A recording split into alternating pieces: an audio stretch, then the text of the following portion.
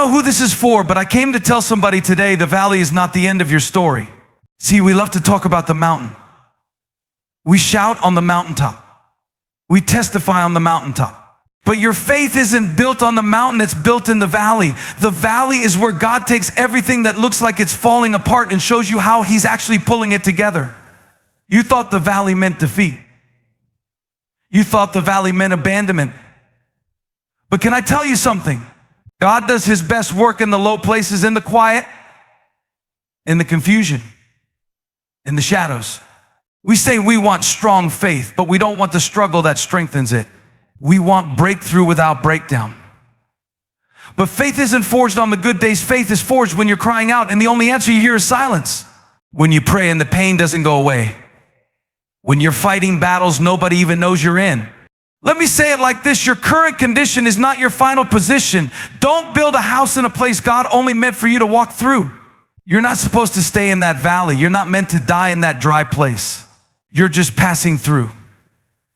Sometimes God lets you walk through the valley not to punish you, but to prepare you.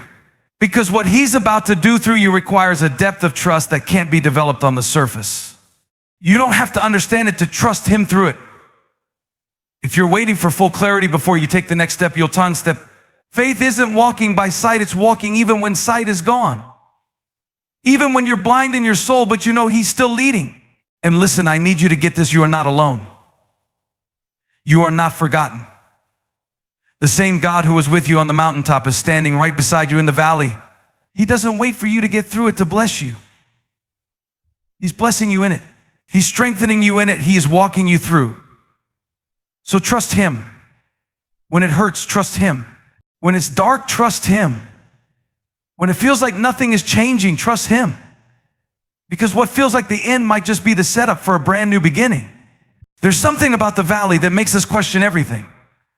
Our purpose, our strength, even our faith. When life takes that sharp turn, when prayers go unanswered, when doors keep closing, when loneliness starts to whisper lies, it's easy to assume that we've been abandoned by God. But hear this clearly, the valley is not a sign of His absence. It's actually the evidence of His process. The valley isn't where you're forsaken, it's where you're formed. You may feel like you're stuck in a place you didn't choose. But what if this place you're trying to escape is the very place God is using to shape your future? We confuse the valley for a punishment because it doesn't look like the promise. But God never said the path would always be pretty. He said it would lead somewhere. Yea, though I walk through the valley of the shadow of death, you know the verse? But notice what it says, walk through. Not stay in, not die in, not camp out in depression and fear. You are walking through it. That means there's movement, there's purpose, there's an end to it. And if you're walking through it, then God is walking with you.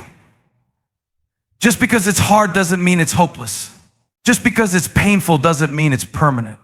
Sometimes the valley is the only place God can get our full attention. We don't realize how much we've depended on people, platforms, or performance until we're standing in a valley stripped of all of it. But it's in that stripped down space where we find the rawest form of faith. Faith that says, I don't feel you, God, but I trust you're still here.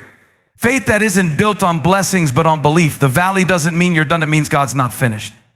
In fact, many times the valley comes right before the victory. The lowest moment in your life may be the exact place where God is planting the seed of your next breakthrough. But here's the thing about seeds, they grow best in dark places under pressure where nobody sees what's happening. That's what the valley is. It's not a grave, it's a garden. It's not where you die, it's where you develop. But you've got to stop interpreting discomfort as divine rejection. God is still for you, even when it feels like the world is against you. If you're in a valley right now, financial, spiritual, I want you to lean into this truth. God is not done with you. The valley is temporary. His purpose is eternal. Your job is not to figure it all out. Your job is to keep walking, to trust when it doesn't make sense, to praise when it still hurts. Because what you call a valley, God calls a training ground. And if you'll let Him, Joe, what was meant to break you to build you instead. So don't stop here. Don't build your identity around what was only meant to be a chapter. The valley is real. The pain is real. But so is the promise, and the God who brought you to it will be faithful to bring you through it. The valley is not the end, it's just the middle of the story. Everybody wants mountaintop moments, you know, the breakthroughs, the big victories. The miracles you can post about. But can I tell you a truth that may not be popular but will set you free? Mountaintop faith is built in the valley shadows. Faith doesn't grow in the spotlight. It grows when no one is watching. When you're in the dark, when you can't see what's next, when you feel like you're praying into an empty sky and nothing is changing. That's where real faith is born, not in the applause, but in the silence. Not in the light, but in the shadows, where you learn how to trust God without all the answers. Without all the answers, got all the feelings, and without a clear way out. It's in those shadowy places where you wrestle with questions that don't have clean answers. Why did this happen? Where were you, God? How do I keep going? And in those moments where fear, doubt, and discouragement try to drown you, you find something deeper. You find a God who is not afraid of your darkness. A God who's not allergic to your questions. He's not pacing in heaven waiting for you to get over it. He's present in the shadows, whispering strength into your spirit, even when your soul is screaming. You may not feel him, but faith is never built on feeling. It's built on trusting who he is, even when you can't see what he's doing. Look at the heroes of faith in the Bible: Joseph, Moses, David, Elijah, even Jesus.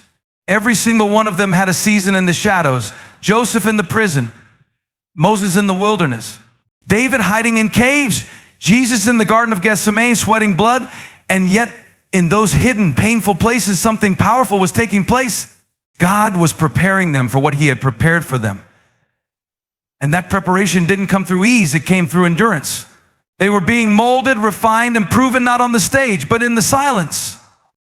See, it's one thing to believe in God when everything's going your way. But it's a completely different kind of trust to say, even if nothing changes, I'm not letting go. That's faith built in the shadows. That's faith that can withstand storms, betrayal, sickness, heartbreak.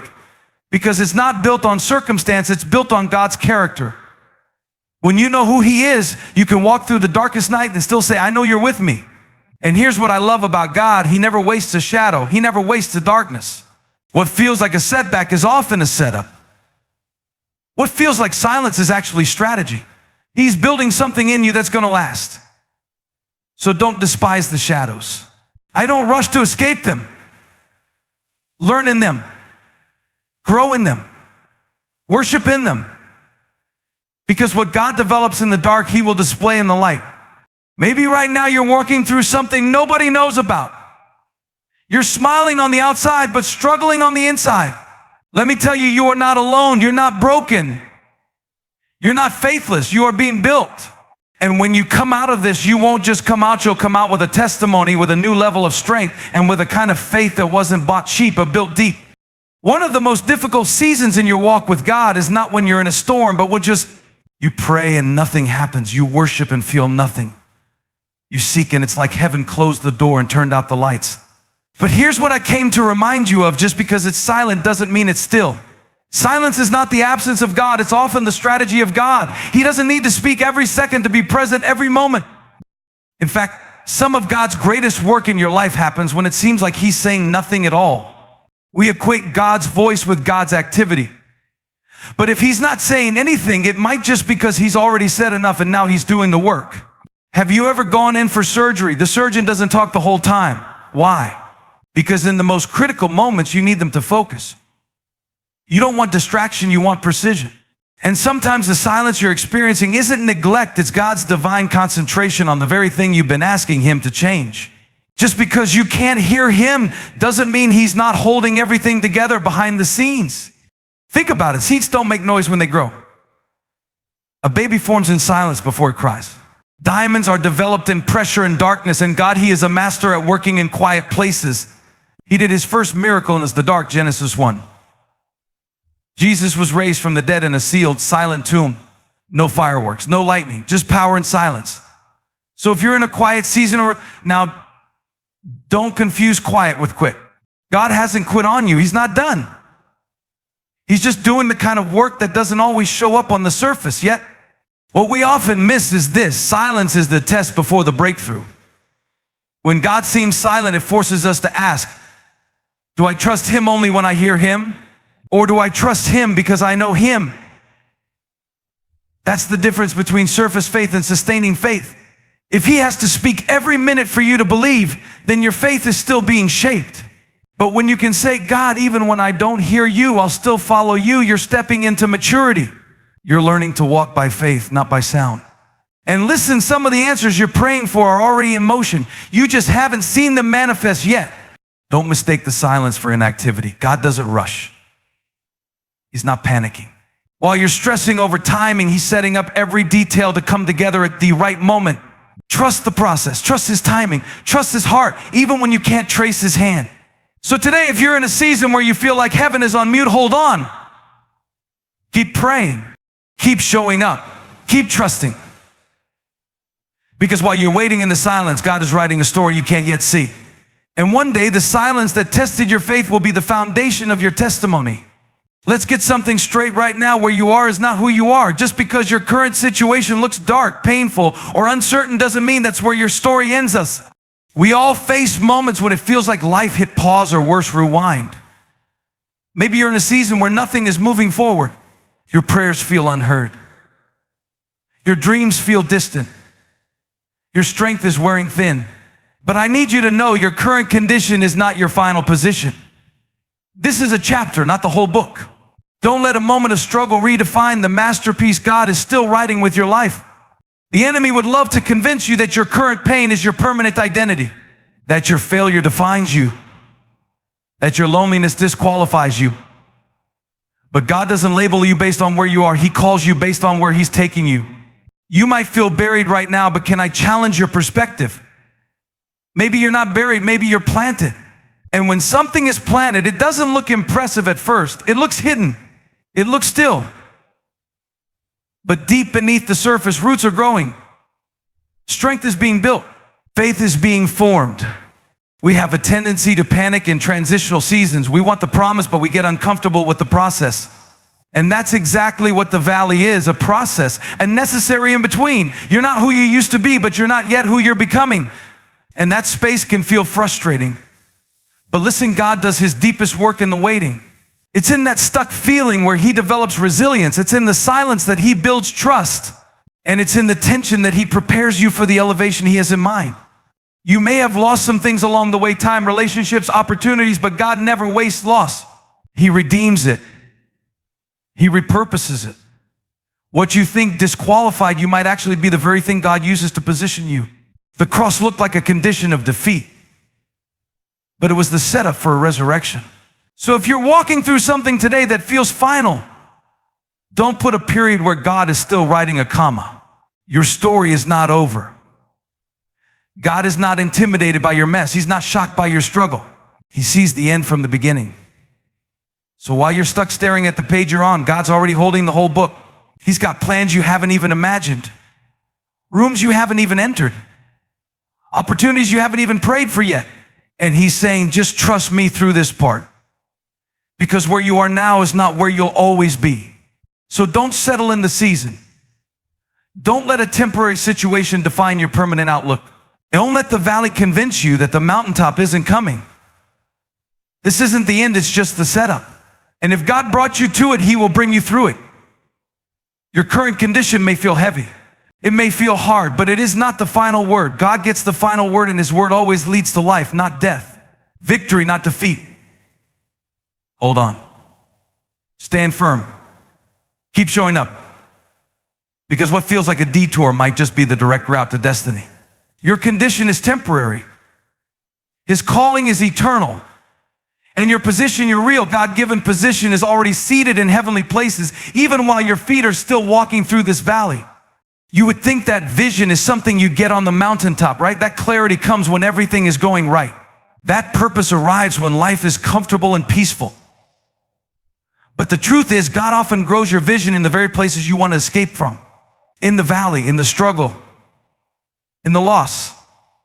Because it's in those low places where we stop depending on what we see with our eyes and start depending on what God is showing us through the eyes of faith. See, valleys strip away the distractions, the noise, the comforts. And that stripping isn't to punish you, it's to refocus you. God will sometimes let you lose sight of your plan so He can give you a glimpse of His. It's in the valley that you realize maybe what you thought you needed wasn't what was really necessary. You begin to ask different questions. You start to lean into God's perspective, not just your preferences. Your valley becomes your vantage point. Because even though it feels low, it's exactly where God begins to lift your vision to something higher. Think about it, most of us never ask God for vision when things are good. When it's comfortable, we cruise. But in the valley, that's when you start asking, God, what are you doing? Why am I here? What do you want me to learn from this? And in that posture of desperation, in that brokenness, he begins to reveal something bigger than you've ever seen before. Not just about where you're going, but about who you're becoming. Sometimes God brings you low so you'll stop looking around and start looking up. That was David's testimony in Psalm 121. I lift up my eyes to the hills. Where does my help come from? He's saying, I'm in a low place, but I've learned how to look up from here. That's the paradox of the valley. It feels like you're going down, but God is actually lifting your vision. Because when you can learn to see from the valley, you'll have the strength and faith to stand when you reach the mountain. What you see in the valley can shape how you live for the rest of your life. The valley doesn't just reveal who God is, it reveals what really matters. It gives you vision for what's eternal. It reminds you that life isn't just about comfort or convenience, but about calling. It makes you prioritize peace over popularity, purpose over pride. It shifts your sight from temporary success to lasting significance. I want to encourage you today, don't waste the valley. Don't just pray to get out, pray to see what God wants to show you while you're in it. Because if you only view the valley as a problem, you'll miss the promotion hidden inside it. God is shaping your vision, not just your circumstances. He's clarifying your focus, not just your future. And when you come out of this, you won't just come out with a better situation, you'll come out with better sight. So hold your head up. Even if it hurts, even if you're confused, even if you're tired. Because the same God who brought vision to Joseph in a prison, to Moses in a desert, to Elijah in the cave, that same God is working right now to lift your vision higher. The valley is not the end. It's the place where you start to see differently and walk forward with confidence. Not in what you see around you, but in the vision God has placed within you. Let's be honest, most of us don't have a problem trusting God when the plan makes sense, when the path is clear, when the doors open right on time. But what happens when the door stays shut? When the healing doesn't come? When the job falls through or the relationship crumbles or the timing seems all wrong? That's where real trust begins, not when you understand everything, but when you choose to believe anyway. Faith doesn't require full comprehension. Faith says, I don't get it, but I still know He's good. We spend so much of our energy trying to figure out what God is doing, trying to interpret the signs, analyze the timing, connect the dots. But if you could fully understand God, He wouldn't be God. His thoughts are higher than your thoughts. His ways are higher than your ways. That means there will be times, many times, when you don't understand. And that's not a problem for God. He's not asking you to understand. He's asking you to trust. Some of the greatest breakthroughs in Scripture came through people who walked in blind faith. Noah built an ark before it had ever rained. Abraham left home without knowing where he was going. Mary believed she'd carry the Messiah without having known a man. They didn't understand it. It didn't make logical sense, but what they had was trust. And that trust positioned them to step into something greater than they could have orchestrated themselves. You don't need a full picture to take the next step. You just need enough faith to believe God is already ahead of you. God is not obligated to explain Himself to you in order to be faithful to you. Sometimes He'll let you walk through confusion so you can develop a deeper confidence, not in your plan, but in His presence. Because when you've been through enough seasons where the plan didn't make sense, but God still came through, you start to realize trust is stronger than understanding. Trust is what keeps you walking when the road disappears. Trust is what keeps your hands lifted when your heart is breaking. Trust is what keeps you declaring God's goodness in the middle of your grief. Maybe you're in a place right now where you're asking, why? Why did they leave? Why did it fall apart? Why am I still waiting? And maybe for now you won't get the answer. But what if the better question isn't why? But what now? What is God trying to build in you through this? What is He preparing you for? What if you trusted that even though you don't have the answers, you know the one who does? God doesn't promise we'll always understand. He promises that He'll never leave us, that He's working all things, even this, together for good, that He sees the end from the beginning and is orchestrating things we can't yet comprehend. And if He brought you to it, He'll bring you through it even if you can't see how. That's not just inspiration.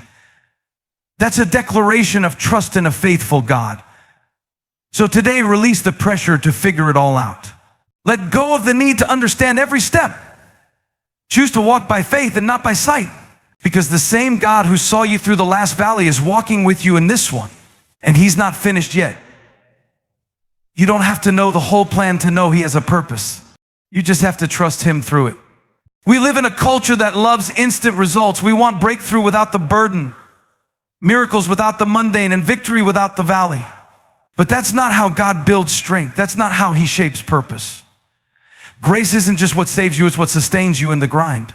And yes, there is a grind.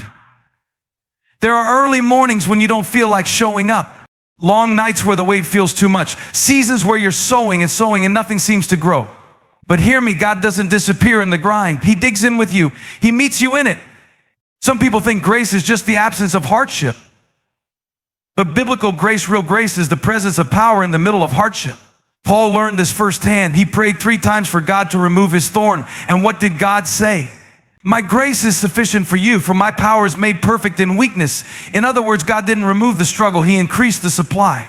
That's the grace you find in the grind. Not the kind that takes the weight away, but the kind that builds your back strong enough to carry it. And let's be real, the grind is not glamorous. It's behind the scenes. It's invisible to most people. Nobody claps for consistency. Nobody celebrates small acts of obedience. But God sees it. He honors it.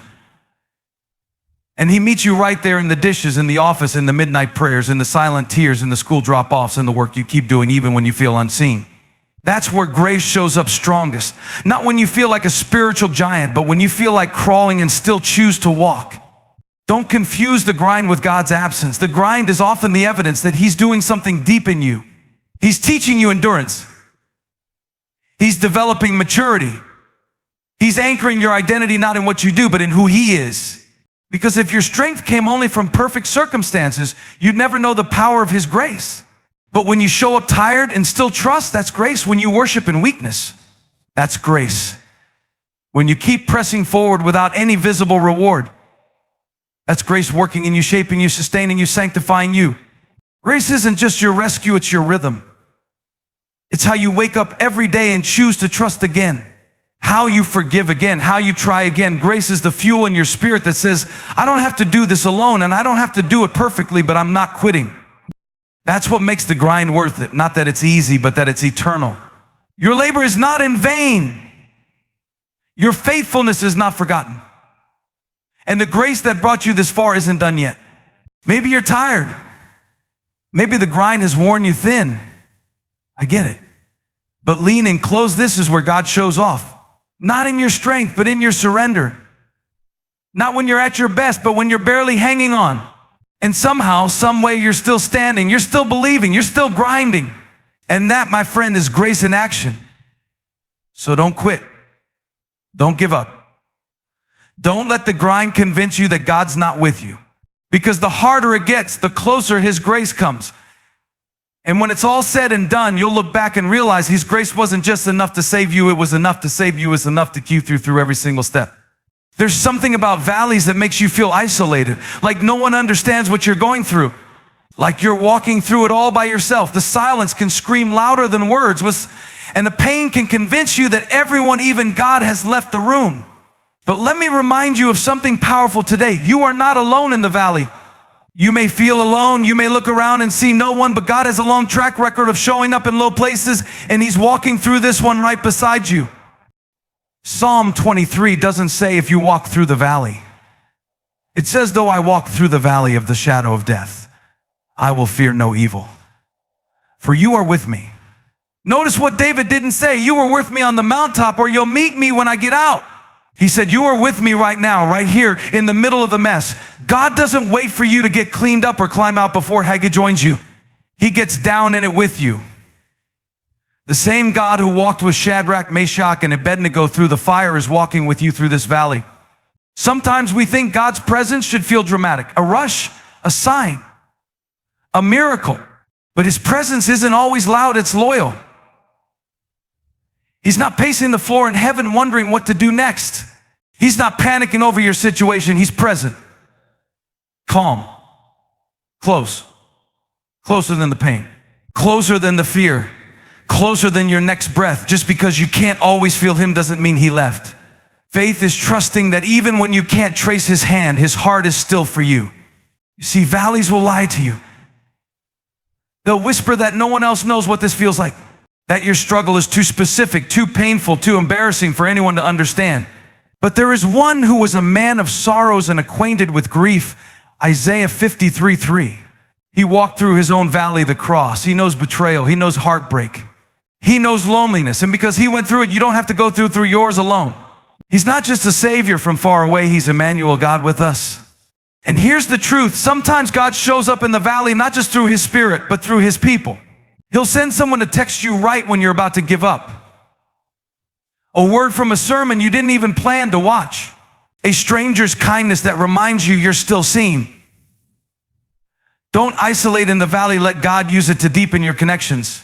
Let it draw you into community. Let it push you toward his word. Let it soften your heart so you don't walk through this season numb, but open to healing, open to love, open to grace. The enemy would love for you to believe you're abandoned in this place, that no one sees, that no one cares. But every step you take through this valley, heaven is watching. Angels are surrounding. God is speaking, even if it's in a whisper. And he's promising you this: I will never leave you. I will never forsake you. Not in the fire, not in the failure, not in the valley. So walk on, even if it's slow. Keep going, even if it's painful. You are not forgotten. You are not invisible. And most of all, you are not alone. The valley might be where you are, but it's not who you are. And it's definitely not where God's going to leave you.